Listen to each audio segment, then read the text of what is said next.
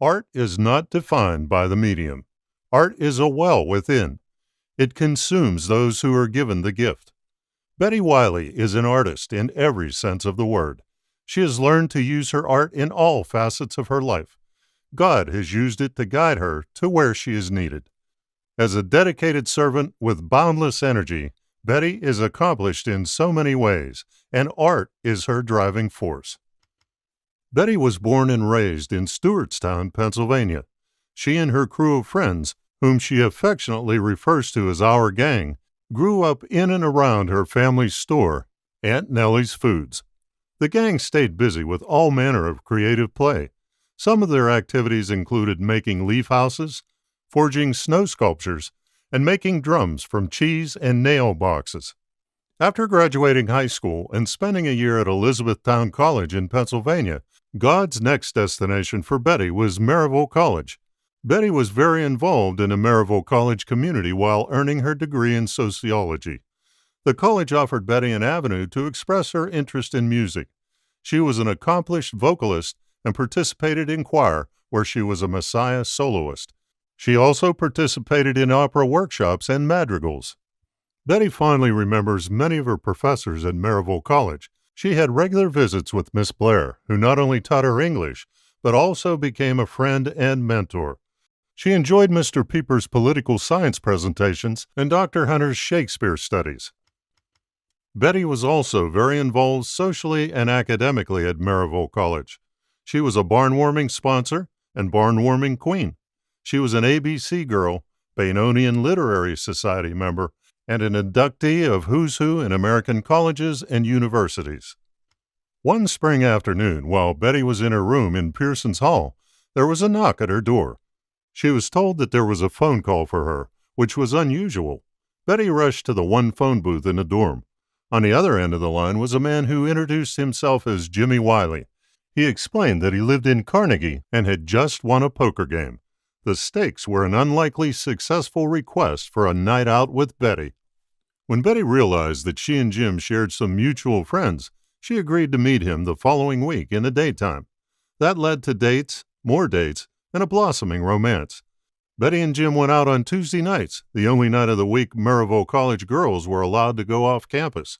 They attended campus events together and took walks around Circle Drive.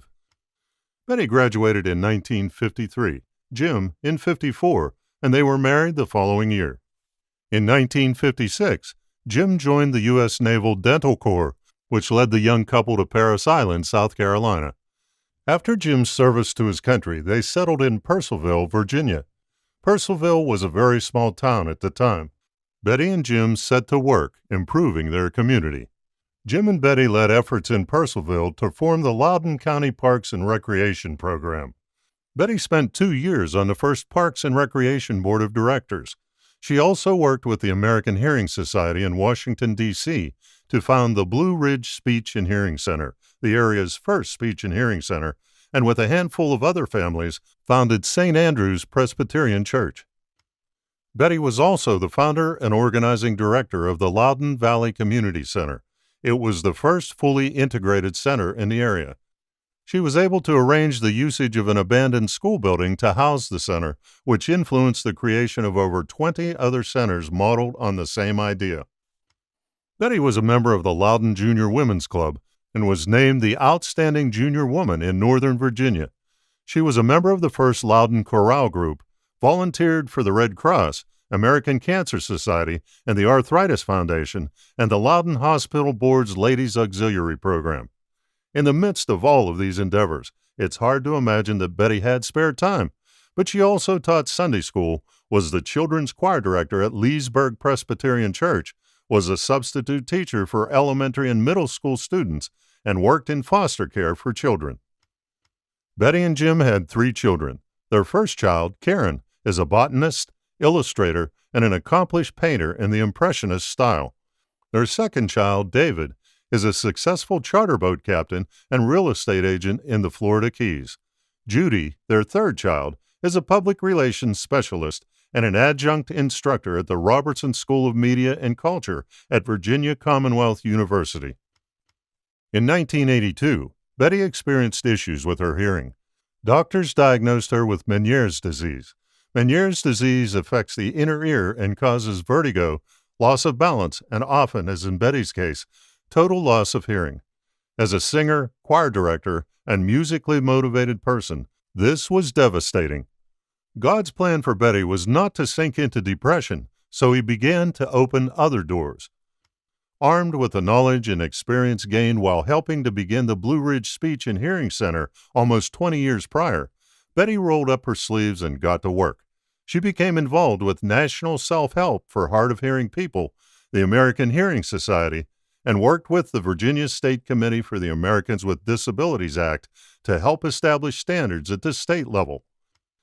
After working for several years on the behalf of others who suffered from hearing loss, Betty again began to sense that artistic muse that had been so integral to her life. At the age of 78, with very little experience, Betty embarked on her painting journey. As with everything else in life, she tackled it head first and without fear. Art again had returned to her life as her passion. A room above her garage became her studio. She became involved with the local art community. Betty joined the Western Loudoun Artists Home Studio Tour. Visitors of the tour enjoy paintings, pottery, jewelry, and many other art forms as they tour the homes of local artists. Betty has entered numerous art shows and has even been referred to in her local newspaper as the local art community's doyenne. Betty is drawn to subject matter reminiscent of her childhood days in rural Pennsylvania. Landscapes of barns and farmland and still-life paintings of flowers and nature dominate her gallery. She has shared her love of painting and her love of a small college in East Tennessee with the DC Chapter. Betty is an active and treasured member of this alumni group that works to foster a strong Maryville College presence in our nation's capital. Through MCNDC, she both supports and is supported by Scots of various generations. In 2017, just 9 months before her beloved Jim died, the town of Purcellville declared January 11th Dr. James and Mrs. Betty Wiley Day. The town's mayor and council issued Jim and Betty a key to the city in a ceremony honoring their countless contributions to the area. Betty Wiley can aptly be described as a triumphant servant. Her unflagging efforts to put those around her first, even when faced with difficult challenges, have improved the lives of so many. Whether it is with her music, her art, or her tireless work to create fairness and equality, Betty is a force of positivity. Maryville College is honored to present Mrs. Betty Wiley with a 2018 Alumni Citation Award.